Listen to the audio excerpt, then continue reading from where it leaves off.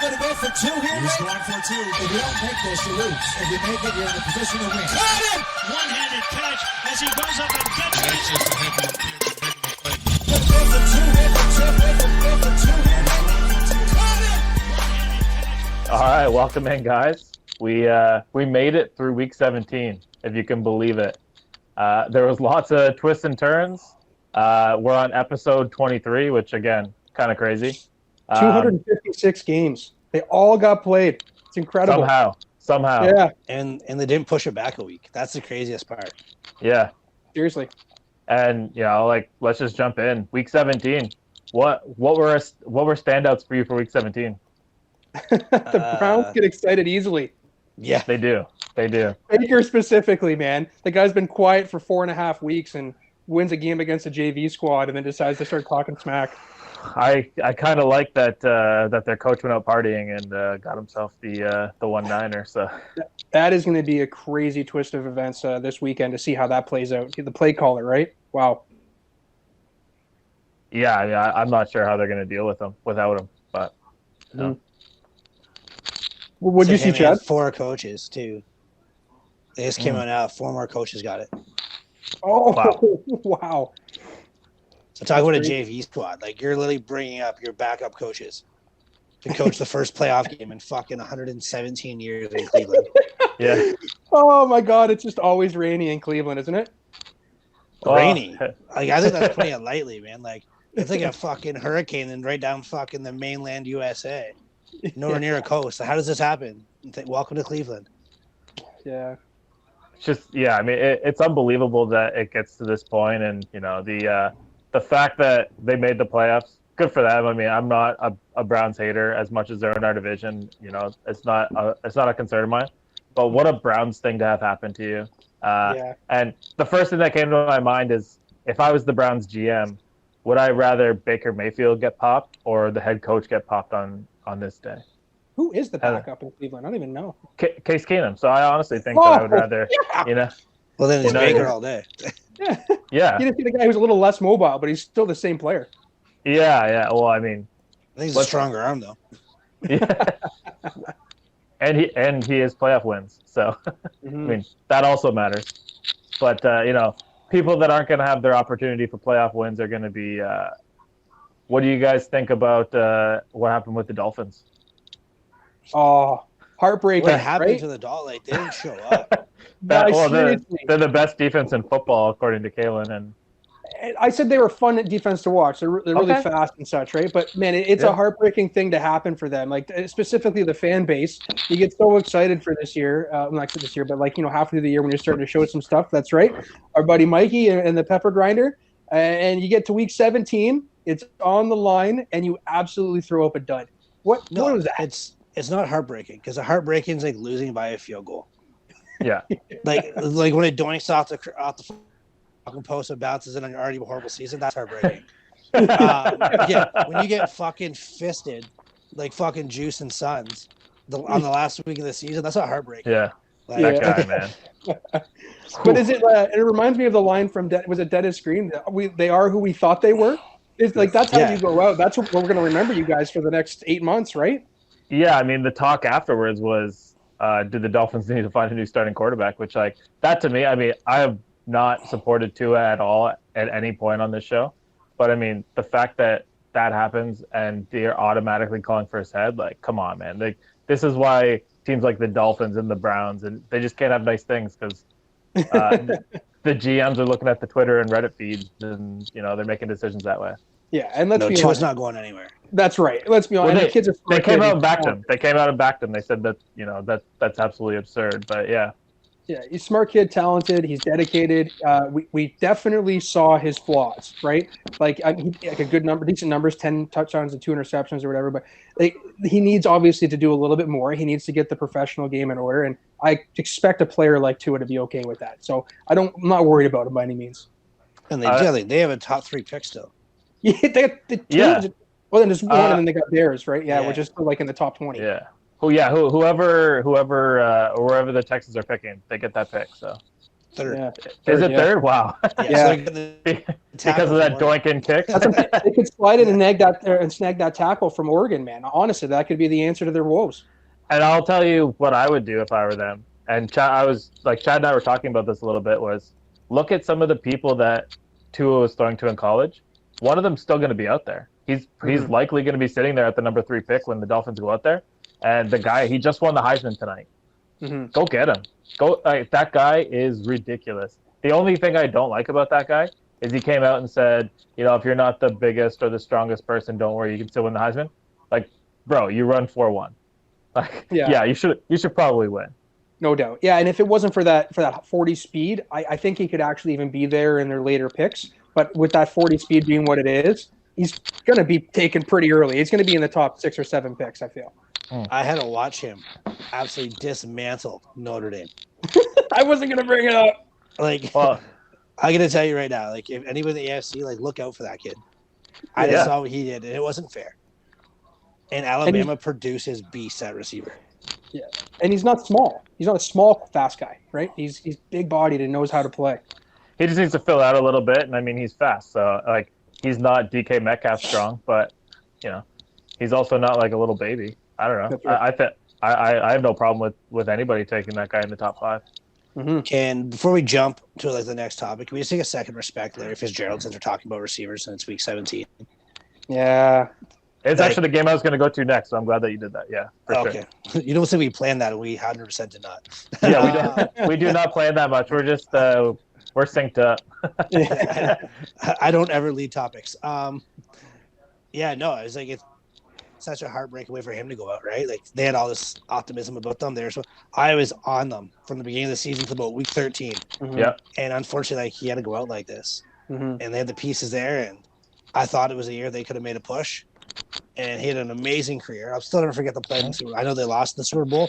When he chased down James Harrison, one of the best football players I've ever seen by a football player. Talk about not quitting. It was his only chance to ever get one. And he just showed what real football players are. On and out the field, too. 100% class act. The only reason I like that guy is because of Santonio Holmes catching that ball in the end zone. Because if it wasn't for that guy would have broke away from Polamalu. That play, it was in the fourth quarter. The timing, I think there was about 3 minutes left in the fourth quarter, and he just did that. Under 3, I think. Yeah. And just like, fuck. Like I was sitting there watching it. It was actually at our old house, Kalen. Like, I don't know if you were there that night I mean, I sunk into the couch, and I was about to go into like miserable mode, and then the rest is history, I guess, is what they say.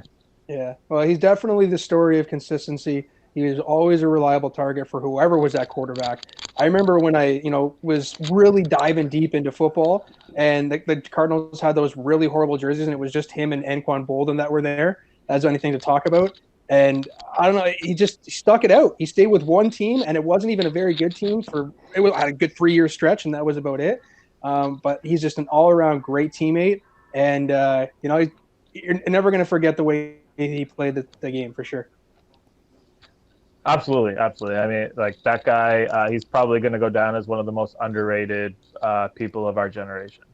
Just for the bad teams he played on, right? Like that's what it comes down to. Yeah, one of the greatest to never win, for sure. Absolutely. And didn't chase. I was gonna say that's the one thing that I'll say is like good for him for not chasing. He tried to stick it out. He did the best he could. Sucks that you're inactive for your final game of the season. Probably assuming that you're going to beat a backup quarterback that I didn't know that guy had that in him, John Walford. They learn a lot of read action for sure. Yeah, and I got it. Like the first part of the game for him was a little rocky, but once he got into the flow, I think he was good. I mean, I have no problem with him or Jared Goff. I don't think it matters who starts their playoff game. Yeah, they got the defense that can stop anybody. So, he's got a laser. I told you he can throw it if he needs to, and it certainly looked like I could run that offense that McVay put out there. It wasn't a very difficult offense to be run. So that's a bit much. Now what's that? That's a bit much. I don't know if you can run that offense. I do have small hands, so holding the football is a problem. But but no, now having a second week, potentially like being able to game plan with this guy, I think they're going to be okay. Yeah, I think they're going to make a mistake and end up starting Goff. And not to say that Goff is a mistake of a quarterback. I just say they're going to rush him back a little bit too soon, kind of the way that New Orleans did for Breeze last year. And we'll see. I mean, we're going to pick the games later in the week. We'll try not to get too deep into the playoffs right now. But other standouts from Week 17, Chad, Bruce Arians got all the boys paid. That was amazing. He was that was like playing players, Oprah. Yeah, you get a car. You get a car. You all get man. cars. that thing that they did for Antonio Brown at the end, like that's how you get guys like Antonio Brown to come to your team. Yeah, I mean, giving them 2 shovel passes for $500,000. 3. Man. 3, yeah. Was it 3? Okay. 2, yeah, and 3, 2 and a screen, I believe it was. But yeah, it was 3 passes when they're already up by 50 in the last 2 minutes of the game. And this is the kind of reason. This is the reason why I think that Bruce Arians can get away with some of the things he does through the season, where he calls out players publicly. Right? He's like, if you show up and you play out, I'm going to get you paid, but I'm also going to call you out when you're not doing your friggin' job. Right? Absolutely. Except for Mike Evans, that guy might be in trouble now. So why didn't it happen? What happened there, Chad? I missed it. I just saw that he went out with an injury. So what happened? Yeah, they said it's not too serious. They think he can play this week. It looked like he tweaked his ankle. I was actually really scared it would be the high ankle sprain. I was like, oh no. Yeah. But then they showed him going like he was in the cart. I'm like, this is even worse. Shit. But it must have just been precautionary, and they think he's going to play this week. So well. Good news. I'm optimistic. Good news with a receiver like that is he just uses his body. He's a physical player, right? So he doesn't need to make a whole lot of cuts. He's a good route runner, but he doesn't need to. Yeah, good news. We're playing the NFC East, so. Yeah, well, that guy, he's got a hyperextended knee, so it's going to come down to like bruising and swelling. But I would imagine that he'll be fine. Did you hear Arians' quote today, by the way, regarding that matchup? No. Careful what you wish for. He said, "We're not playing the 7-9 Washington football team. We're playing the 4-1. We're not playing Dwayne Haskins. We're playing Alex Smith." Yeah, he's not wrong at all. But that's the kind of you just don't hear a head coach say things like that. The guy's even on your team, and you're throwing him under the bus. Yeah, well, we're going to talk about some stuff that a head coach says a little bit in a couple of minutes, but we're going to continue to tie a bow on Week 17. I don't know if there was anything else that stood out to you guys. I don't know if you guys feel like the Bears kind of backed their way into the playoffs, or if they played their way into the playoffs. I think the Bears. I didn't really watch a lot of that game. I was more focused on the Indy game because of what could have happened there. So I can't really talk on that one. But I can talk on the Indy game. I think that Indy backed themselves into the playoffs there. Like, it looks almost like they're playing a pretty bad Jacksonville team, and they barely won that game. It took a breakaway run from Jonathan Taylor at the end to really seal it. It almost seemed like that was like their win of the year. Like, I don't think they're really trying for much, and they're going to get smoked round 1. Yeah, well, and for me, I think like what we've been talking about is Indy doesn't have a knockout punch until the end of that game, and then Jonathan Taylor broke a few big plays. When we get a little bit closer to that game, we're going to pick it, obviously, but early betting line. The heavy, sharp money in Vegas is coming in on the Colts +7. Just so you know. +7. Wow. +7. They're not thinking that the Colts are going to win. They just think it's going to be a close game. And you already got 3 for being at home, so they're really only saying that the Bills are good for 4 against them. Shit. I don't know.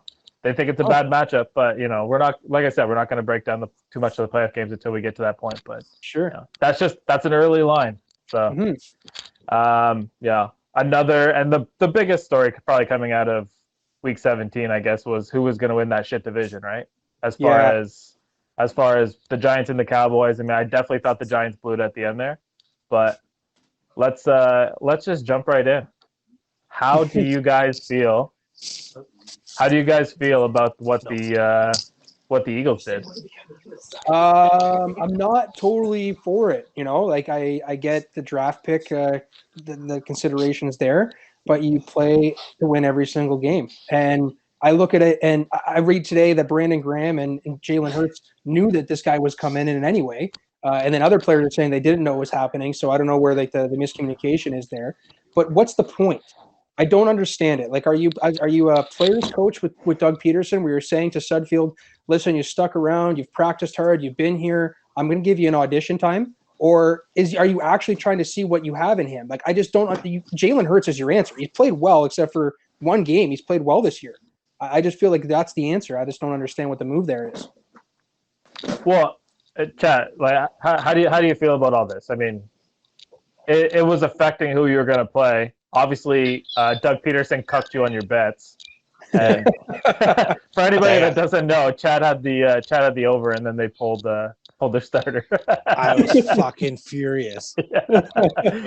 Because we were talking about it. Yeah. I think I just sent Shane like a text of every swear word ever invented. You and Sterling Shepard both, eh? Yeah. Like I had Alex Smith on the over, nailed that one. And then I literally I'm like, oh, they're at 28 points in the first quarter. I'm like, oh, this is the best over I've taken this year. And then literally it's like, how can I just fist Chad today? Yeah, this is how. Yeah.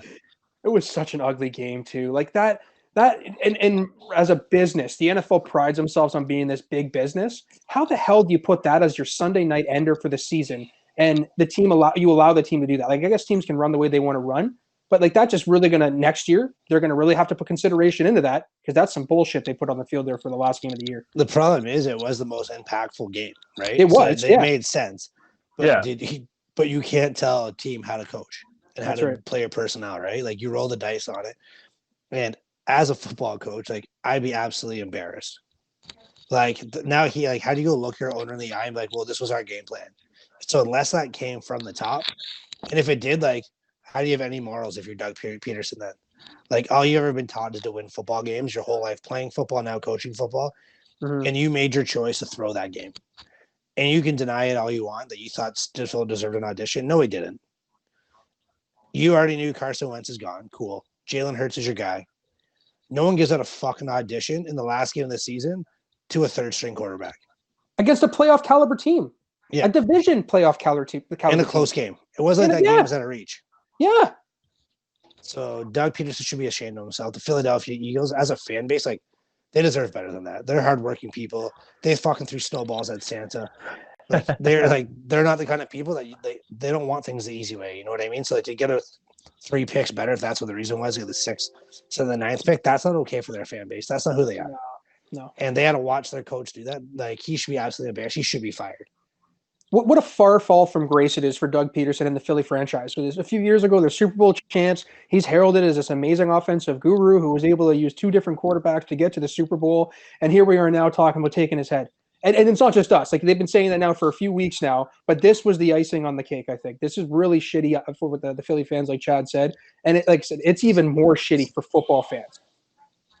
Well, I'll be able to watch that shit. Yeah, I mean, I could tell you with almost certainty that that's the GM making the call, not Doug Peterson making that call.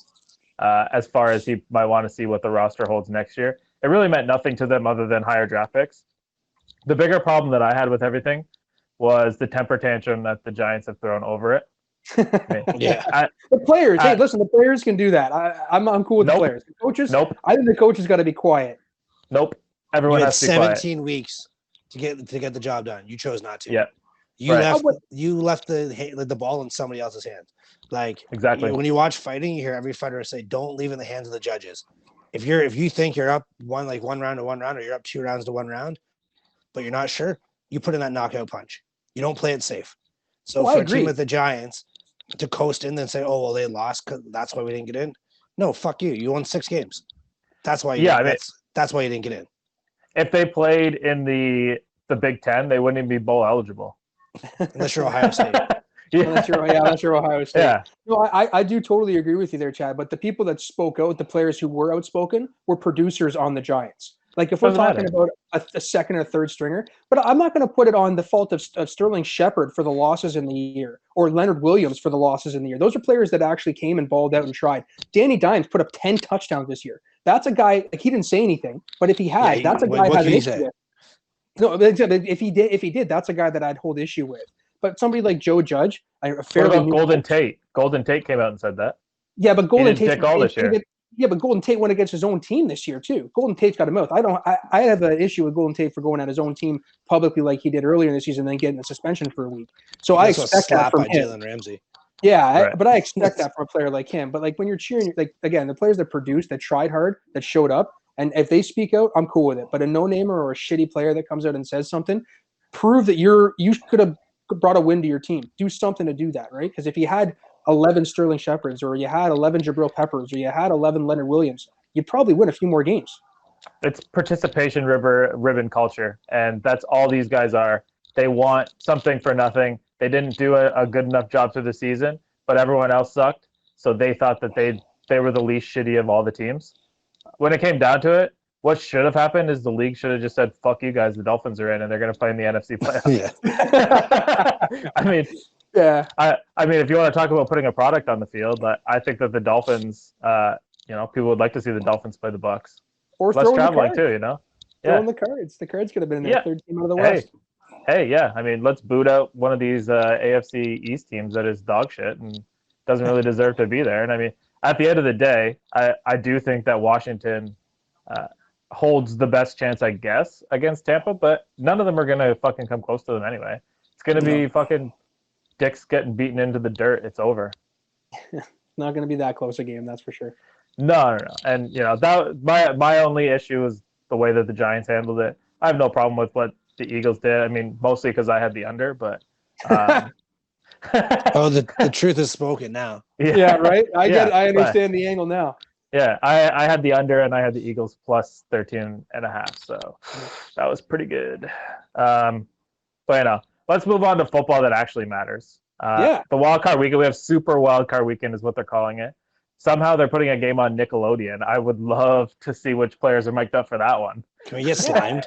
Yeah, it's going to be the losing coach gets slimed so the Gatorade shower. Yeah. Nate Burleson and like his kids are calling the game or something like that on Nickelodeon. Are they actually? Is that how it's working? Yeah, I'm pretty sure. Man. I might put it on for the kid. Why not? She actually watches football. I would put it on for her. I'm happy for you. But yeah, anyway, what game is it that's doing that? The Saints and the Bears. Weird. Probably, yeah. Well, I mean, it's the two quarterbacks least likely to swear: Drew Brees and Mitchell Trubisky. Rivers is playing. Yeah. Yeah, but Josh Allen, that guy's he says stuff. You can't mic that guy up. He's a Buffalonian for sure. Yeah. But in the spirit of competition, obviously the Super Bowl is going to be in a few weeks. I want to hear from Chad, an AFC team, and from Kalen, an NFC team. Who's playing this weekend that gives the Packers and the Chiefs the toughest opportunity to get back to the Super Bowl? Do you want me to go first? Yeah, go ahead, Chad. You want me to go AFC? Yeah. AFC. I'm going to pick, actually, it's the same game. So it's kind of like a double-edged sword. I think the team that has the most impact on the Chiefs and in the AFC would be the Buffalo Bills. They're just hot right now. Yeah. I think they've won, 10 of their last 11, 11 of their last 12, whatever it is. That's ridiculous. Josh Allen's playing out of this world. Stephon Diggs is right now the only receiver in the league doing things besides Devontae Adams every single week whenever they are on the field. They have a decent defense. So I think that's the team that can do the most. And they're used to playing in shitty climates. They play in Buffalo. That being said, I think now the team that has the opportunity to do the upset is the Indianapolis Colts. For all the reasons I said with the Bills, they are still young. They haven't really done nothing in the playoffs yet. I think they've never won a game with Josh Allen yet. Phillip Rivers is a veteran. He's done it forever. And it's his last ride. So I think you're going to get the best Phillip Rivers out there. And the run game in Indy is phenomenal. That defense is lights out. So I think that's the team that could pull the upset off. But yeah, as a whole, I think the Bills are the best team in the AFC besides the Kansas City Chiefs. All right, Kale, let's hear the NFC. I'm going to grab a beer so you can keep talking now. Yeah, man. All right. So it's not – I don't really think it's an upset because they're a freaking great team, but the Rams. I think the Rams are the easiest one to choose for that. You got a player like Jalen Ramsey that's going to be able to lock down somebody like Devontae Adams. There isn't so many other people that are producing on the Packers besides Tanyan. And I think that with the pass rush that the Rams have, with the Packers losing their left tackle, like one of the best left tackles, if not the best left tackle in the game, that's going to be a big miss for them, I think. So if there's a team that can upset the Packers or come at the Packers and give them some charge, it's going to be the Rams. Defense to win it. They don't need much out of Wolford if he's there for one more week. If they get Goff back, and it's an easy ride from there. And who's your upset then? My upset in the NFC. Yeah. As odd as this sounds, I just think that for some reason that the Bears can make noise this year. I don't know what it is. If they can beat the Saints and get some kind of, something, they've already got their mojo going now. But if you kind of move on the Saints, I don't know. I just think that that's a team that if the pass rush is there, you don't need much out of Mitchell Trubisky. He's been doing enough to win games, right? He's just a proven winner, clearly. So that's my upset. Well, and they have a strong defense as well. For me, and I'm puking in my mouth even saying this, but the team that probably stands the best chance right now in the AFC is Baltimore. I know. Big truck, whoop whoop. Hey, no, gross. But J.K. Dobbins, the guy is playing out of this world. I mean, everyone knows how I feel about him. I've talked about him since the start.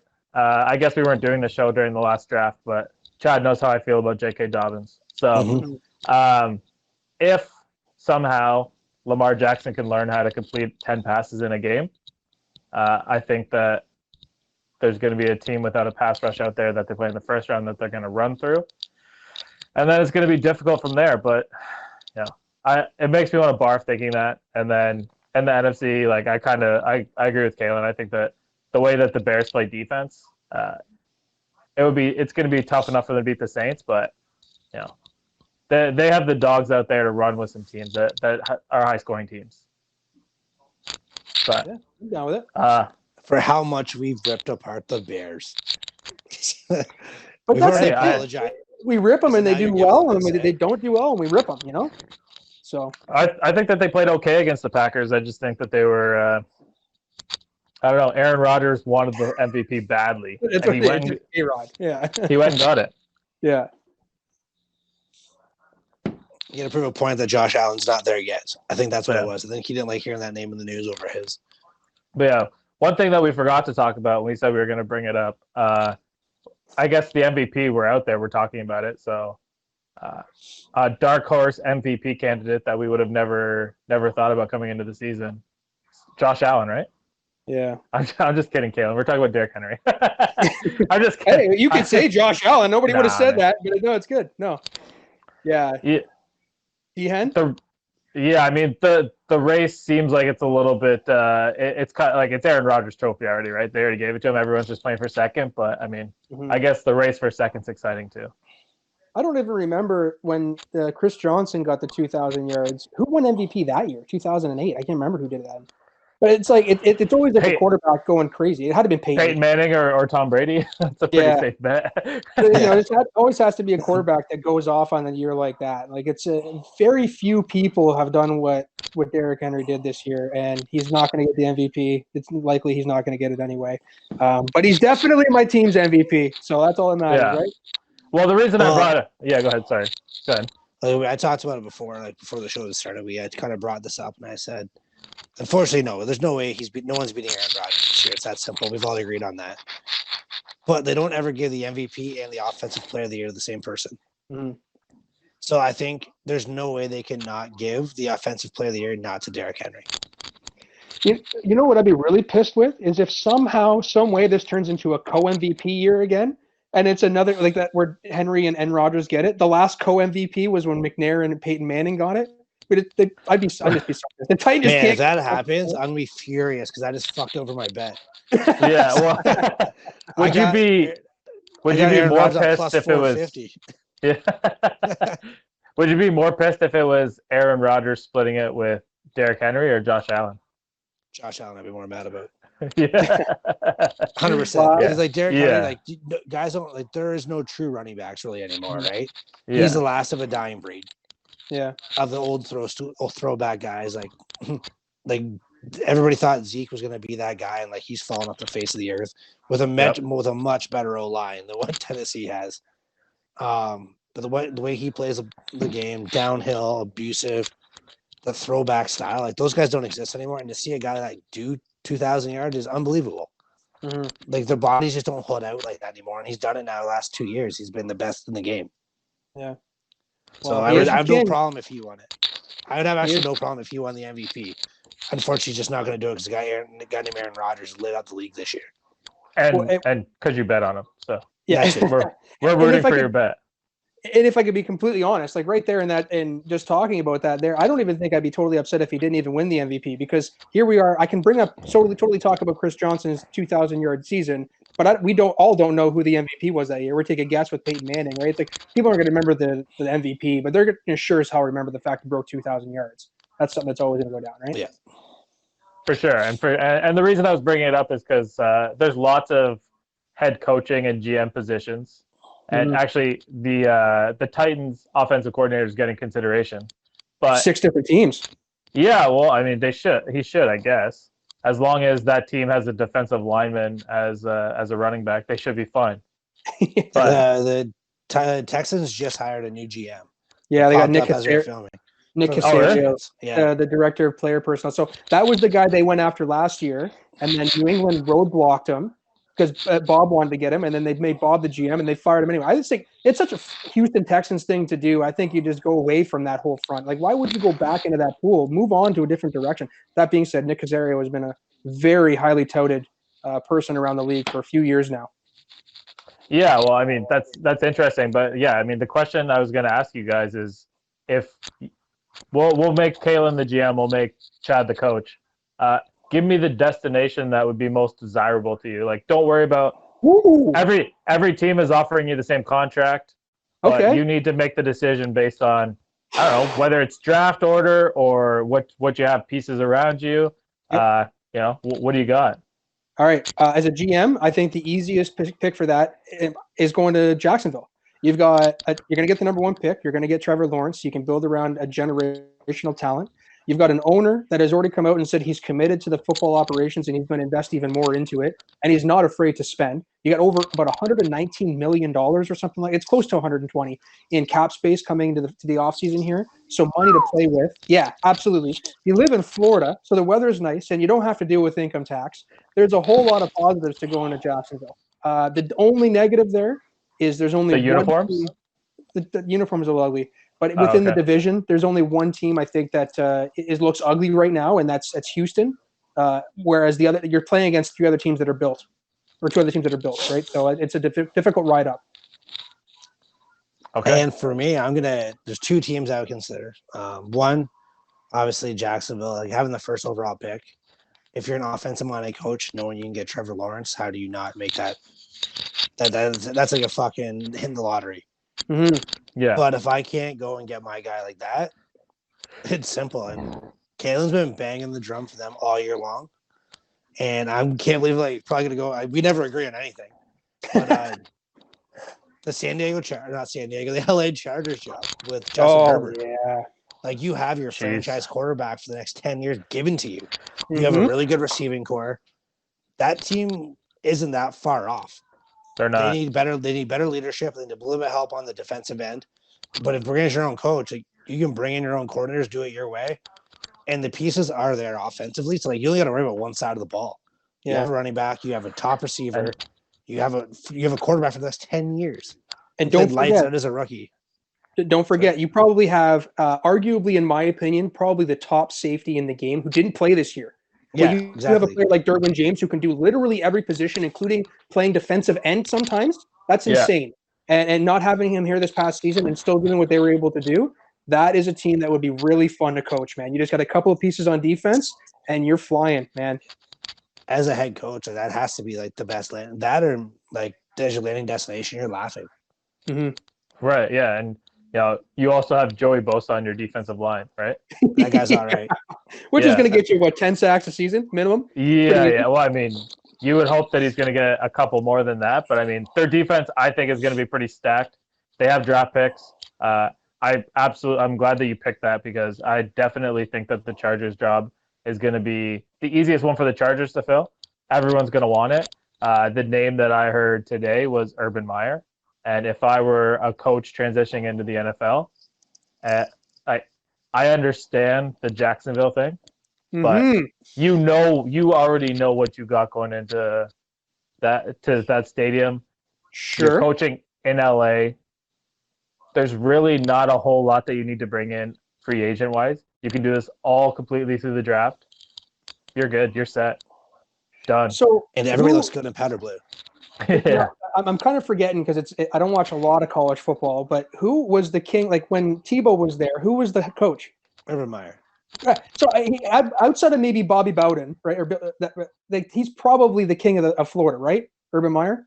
He's probably the most well-respected coach down there. And Ohio. Yeah. Well, and I know how. I know he went to Ohio too. I know, but I mean, as far as being in Florida, so I just feel like if you're Shad Khan And Utah. what I'm getting at though is that being known where he is, you could build a real Florida type fan base. Like that's a problem that Jacksonville has had for sure with their fans. You be able to pull in a hell of a lot of fans. You bring Urban Meyer to the field for sure. But they want to move to England anyway, so yeah, I guess playing Manchester. That's a different kind of football they play there. But I mean, Urban Meyer being in the NFL, I think that's exciting for the NFL because that's a transitional type of coach. He does similar things to what a Brian Kelly would do, but he does them a little bit more efficiently, and I think fans will get behind it a little bit more. Brian Kelly kind of got screwed over, Chip Kelly. Kelly. I knew we were going the whole time with this, but Chad's like, Brian you Kelly fucking asshole, say it right. Didn't Brian Kelly screw up somewhere too, though, in college? Brian Kelly? You went to Cincinnati, you rebuilt that program that said, fuck you, I'm going to Notre Dame. That's what he did. He screwed over at Cincinnati and bounced out to Notre Dame. That's what it was, Yeah, he bounced out for the bowl game. Yeah, he got a bunch of guys drafted, though. I'm pretty sure he coached Travis Kelce. That makes sense, yes. So what you were going to say, sorry?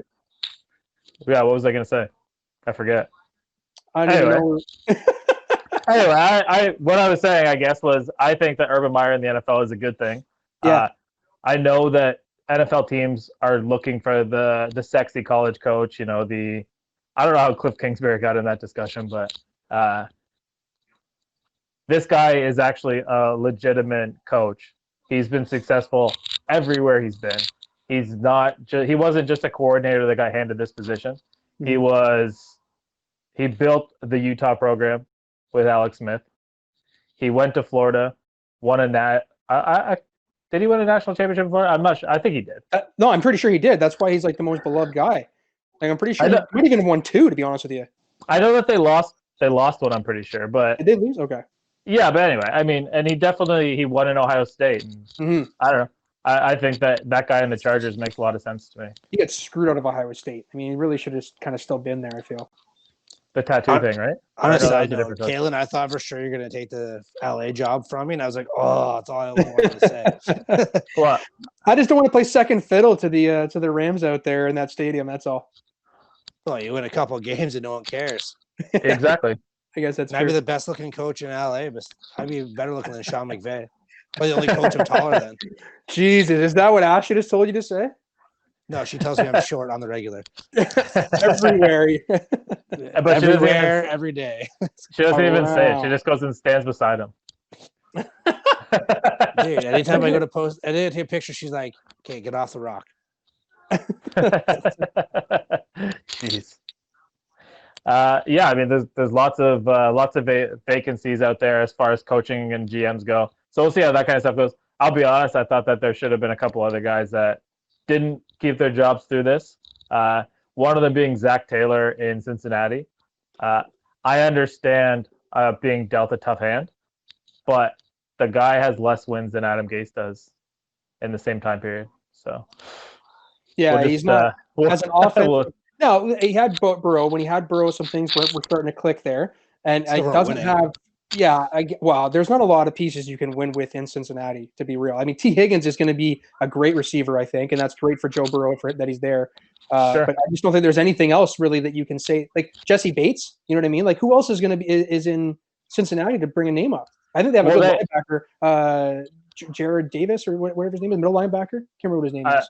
They have a guy that's been probably an All-Pro receiver and will be an All-Pro receiver again on another team, AJ Green. Who they just don't use him.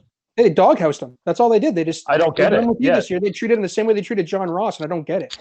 That's what I'm saying. That's bad coaching. John Ross was a bad draft pick, but AJ Green was not a bad draft pick. No, he's a pretty good football player. And if you didn't like him, you should have moved him at the deadline. And you could see he was visibly frustrated on the sideline, saying that like there was the mouth reading, the lip reading. If you don't play me or you don't want me here, trade me. Like get rid of me. And he's not. He probably could have gotten very much for him, but you could have got something more than what you got out of him this year. What do you have, like 200 yards maybe? Is a fifth round pick you could have got you would have at least got a 4 for him. Well, I'm being facetious when I say that, but I mean, like, what is 200 yards worth? You know what I mean? Would you expect that out of a fifth round player, a fourth round player, right? Like, I don't know. So they could have moved him. I mean, sorry, I was a little bit distracted. I stopped paying attention because USA scored. Oh, what's the score? 1-0 USA. How far ahead are you me? Because it is still 0-0 on my game. Oh, I mean, Shane nothing. Does a lot, so we're just gonna stop watching sports with Shane. Yeah. Like you're a solid minute ahead of me because it still hasn't gone to the net yet. But they're owning them right now. Yeah, sorry guys. Anyway, hopefully the suspense is still there for you when it happens. But it's still not in yet. all right. Yeah, I don't know. I guess I'm a little bit further ahead than you guys are, but that's okay. One thing I wanted to do, remember we started this last week, and I'm going to be a bit homerish here with this, was the Joe Cool's delivery of the week. Yes. Yeah. The clutch delivery of the week. Let's hear it. That's right. Where I think I'm going with this, and I guys, instead of being a homer here, that pass, that piss missile to A.J. Brown to set up the field goal against the Texans in the Titans game, that to me is the delivery of the week. The only reason why you're saying it was a better pass than a catch, right? That's what you're saying? Let me finish my thought process here, Shane. The only reason that even gets better for me is because I was able to message you gentlemen right away and say, that's a wide receiver one. Coming in clutch at the very end of the game when they needed him on a streak route after did you see he got hurt in the first play of the game? I was wondering if you're going to message me with that. But blew his ankle again in the first play, so he was already hobbled the whole game. But came in clutch. I did not see that he got hurt. There you go. Breaking news. Yeah. I guess don't bet against me when we're watching sports together. Yeah. This guy's like Back to the Future. Can you tell which one of us pays for our cable? This guy. Yeah. And that, gentlemen, is the clutch delivery of the week. Okay, yeah. I mean, great pass by Tannehill, and whoever came down with it, happy for them because it got us to win. So, yeah, hey, it was a great pass. Like I said, happy that he made the pass. But yeah, I mean, other than that, boys, like what else you got? I mean, we got the national championship game possibly being postponed, so we're not gonna spend a lot of time talking about that bullshit. But hockey's around the corner, getting excited for that. I don't know if you can see my Devils logo up there, repping the team. What? I started lining up some hockey people for next week, so we can get filled in on what's going on because this season's going to be on us before we know it. I know it's happening right around the corner, man. Yeah, we got a gold medal hopefully being won here. It's still 0-0. Or no, wait, it's 1-0 now. Yeah, just kidding. You know, one thing that I've been watching a lot of, and you know, it's something that I didn't watch a lot of before, was the NBA. And I've been forcing myself to watch a few games a night. Good. And it's quite different when there's a superstar player playing. Now, yes. Now, as a joke, because like I'm watching whoever's on, right? It's not. I don't really care who's playing, but as a joke, I sent a message to Kirk saying, "Have you seen this James guy on the Lakers? He looks like he's going to be pretty good at basketball moving forward." Do you remember his draft night, James? Do you remember where we were his draft night? I remember where we were when he made his decision, but the draft night. Draft night, we were at Kirk's house in the basement watching it. We watched that. Yeah, 100%. So it's funny that you messaged him. That it just kind of comes around full circle how life is. It's funny how that happened. But basketball has been fun this year. Watching that guy play is completely different, and you know, watching the Raptors play they are definitely missing that piece. Oh yes. yeah. Now you said you picked a team. Who are you repping this season, or who are you going to rep going forward? Well, here's the thing. I've been so fucking flippy floppy bandwagon on this. So I was thinking that I like Charlotte because they had Miles Bridges playing there, and I like Miles Bridges. Okay. I also watched the Sacramento game, and I love DeAndre Fox. I think he's a great player. But last night I sat down and watched the Golden State game. Like the flavor of the week. Yeah, and I gotta tell you, that Golden State team is good. They are good, man. Oh man, they've been good for years. Bring him in. Last year, they stunk, and they got James Weissman in the draft, and they got Andrew Wiggins this year. Mm-hmm. And they didn't have this year. They had last year. Okay, Kelly Oubre. Yeah. I don't know, man. They look like I don't know. Golden State might be a team of the future. Oh gosh, and they got my boy Doc Dre over there playing on the ones and twos. So, if you want to see a team of the future, come on over and watch a Boston game, pal. Jaylen Brown, Jason Tatum. Jason Tatum is probably the next superstar of the league, man.